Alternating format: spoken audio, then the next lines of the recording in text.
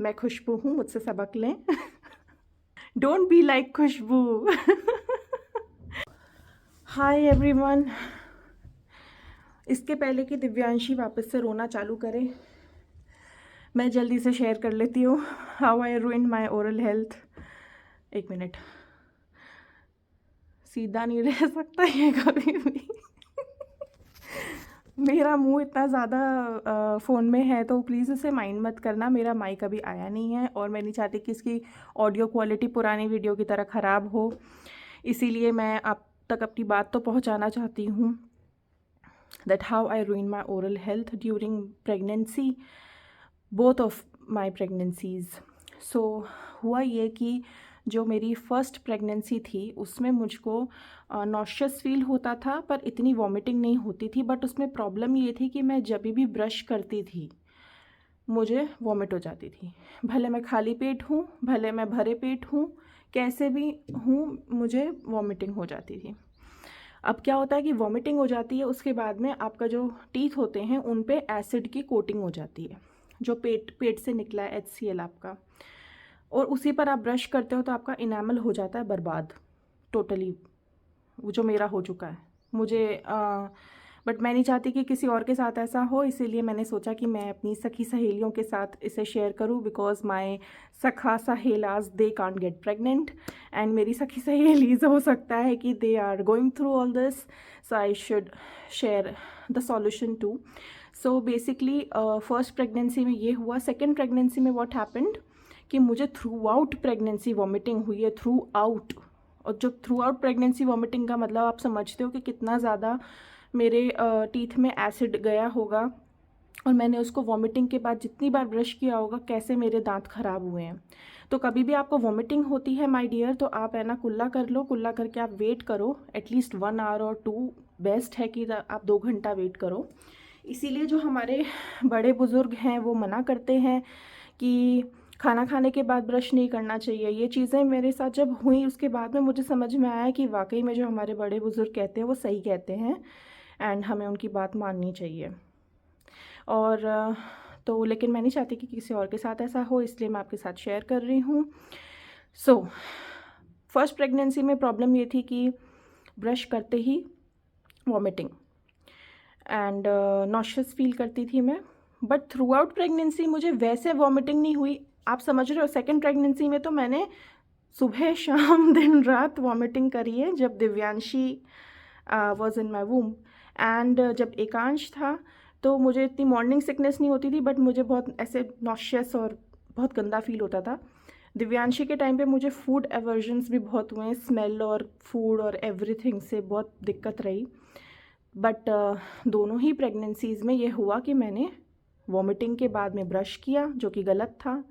अब मैं सोचती थी कि खाना खाने के बाद में ब्रश करने से बेटर है, क्योंकि खाना खाने के बाद में अगर मैं ब्रश कर रही हूँ और फिर मैं वॉमिटिंग कर रही हूँ तो खाना भी निकल जाता था।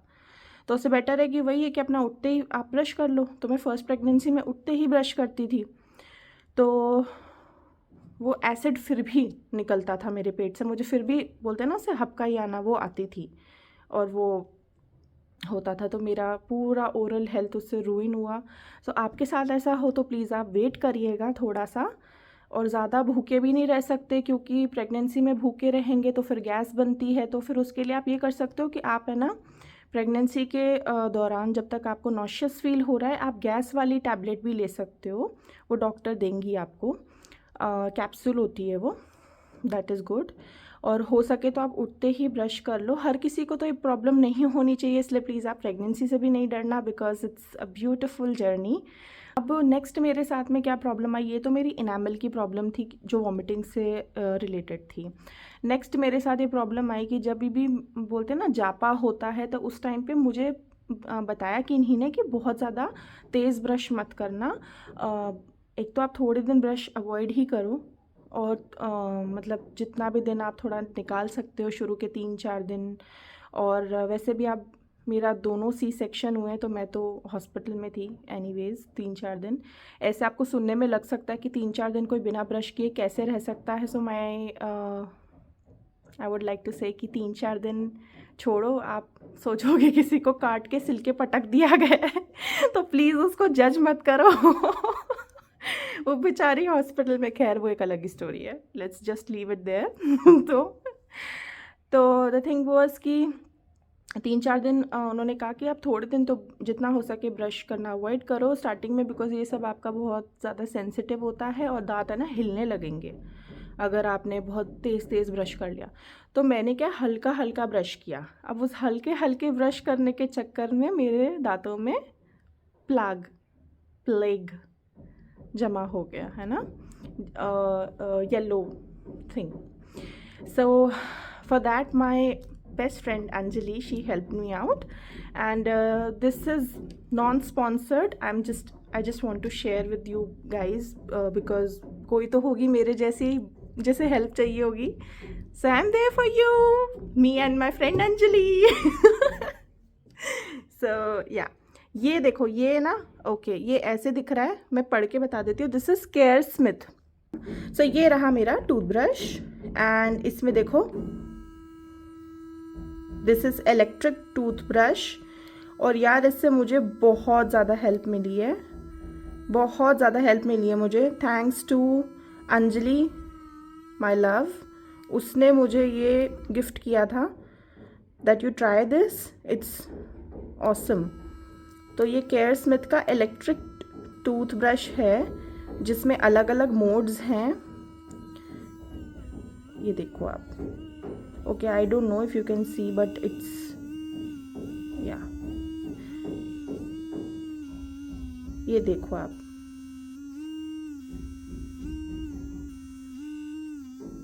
तो इसके साथ में ये तो बॉक्स नहीं आया था, मैंने बस इसको ऐसे स्टोर करके रखा था। प्लीज़ डोंट माइंड मेरे इस तरीके की हरकतें, because I am new and please bear with me. So yeah, इसके साथ में ये अटैचमेंट आया था। एक्चुअली उसने मुझे 2 ब्रश गिफ्ट किए थे, सो 2 चीज़ें हैं इसमें।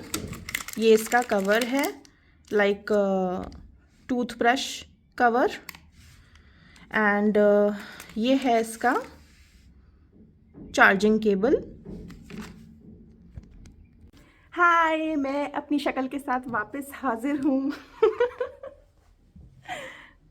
Please bear with me, okay. So yeah, अब देखो ये रहा जैसे केयर स्मिथ का। आज मैं इसका ये अटैचमेंट चेंज करने वाली हूँ।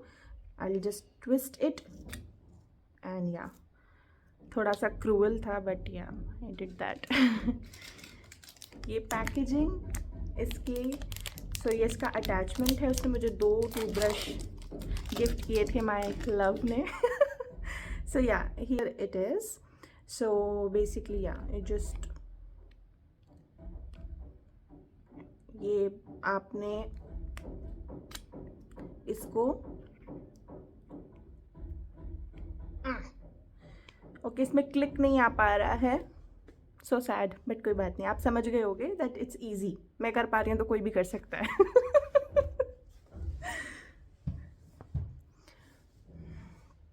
सो या, basically it goes like this. You just click and twist, click and twist. So yeah, आज फिर हम नए ब्रश से ब्रश करेंगे। इट रियली हेल्प्ड मी यार। जो मेरा प्लेक और प्लाक, उसको जो भी बोलते हैं, मैं गूगल कर लूँगी और नेक्स्ट वीडियो में बताऊँगी, बट आप समझ जाओ जो येलो स्टफ़ जमा हो जाता है उससे मुझे बहुत हेल्प मिली इसमें। एंड अंजलि तो उसको डेली यूज़ करती है, उसको कोई दिक्कत नहीं आई। बाकी मैं इसे एज ए ट्रीटमेंट यूज़ करती हूँ कभी कभी, एंड बहुत अच्छे रिज़ल्ट्स हैं इसके। तो मेरी जो भी सहेलियां हैं जिनके दांतों में प्लाक, मुझे इसे गूगल कर ही लेना चाहिए कि उस एक्चुअल उसका प्रोनाउंसिएशन क्या है। Yes, so it's plaque. तो वो जो जमा हो गया था उसमें मुझे बहुत हेल्प मिली, और आप भी इसे परचेज़ कर सकते हैं अमेज़ॉन से, आपको मिल जाएगा। एंड इसके साथ में आज मैं इसे भी खोल लेती हूँ, because I too deserve some hygiene, you know. Here it is, ये इसका वो है